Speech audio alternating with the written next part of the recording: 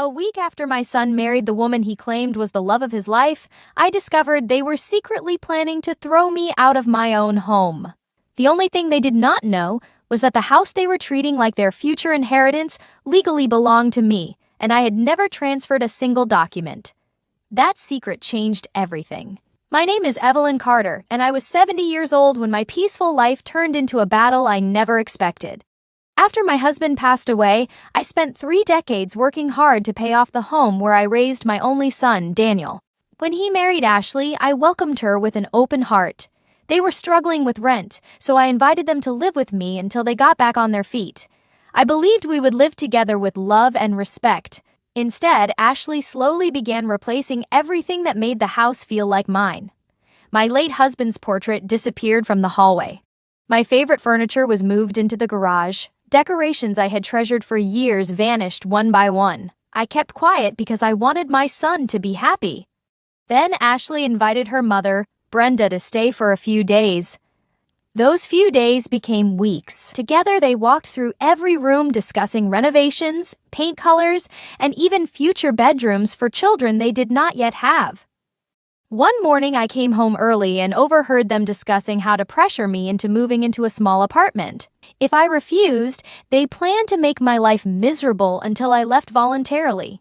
Hearing them calmly plan to erase me from my own home broke my heart. But it also opened my eyes.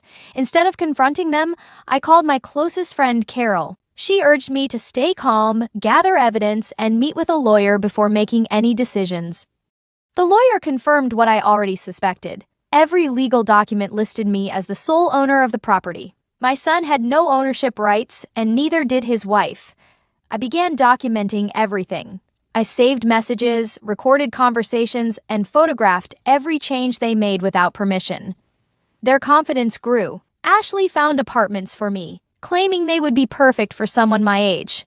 They even hired contractors to estimate a $15,000 renovation without asking me. When I stopped the contractors at the front door and told them the house belonged to me, Ashley argued that it would soon be theirs anyway. That was the moment I realized they no longer saw me as family. They saw me as an obstacle standing between them and the life they wanted. The final betrayal came during a family lunch. Ashley, Brenda, and even my son suggested I move into a senior living community so they could have the entire house for themselves. My own son quietly agreed, saying it would be better for everyone.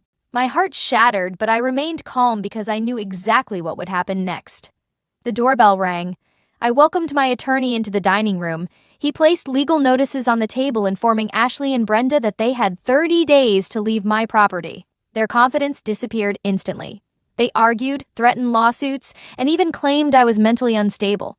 My attorney calmly explained that the house legally belonged to me and that I had every right to remove anyone living there. Ashley demanded that my son choose between us. He chose his wife and walked out of my house with her.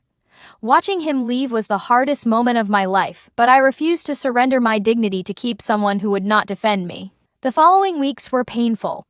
The house felt empty. Yet it finally felt peaceful again. I restored every room the way I wanted, returned my late husband's portrait to its place, and slowly rebuilt my confidence. A month later, my son came back alone. He admitted he had been manipulated, apologized for failing to protect me, and accepted responsibility for everything that happened. I forgave him, but I also made it clear that forgiveness did not erase consequences. If he wanted a relationship with me, it had to be built on respect, honesty, and boundaries. Eventually, he separated from Ashley and started rebuilding his own life. Our relationship slowly healed, not because we ignored the past, but because we finally faced it honestly. Looking back, I realized the greatest lesson was never about protecting a house. It was about protecting my self-respect. A home is more than walls and furniture. It holds memories, sacrifice, and a lifetime of love. I learned that standing up for yourself may cost you comfort, but losing your dignity costs far more. In the end, I kept my home, regained my peace, and proved that no one has the right to erase the person who built the foundation in the first place.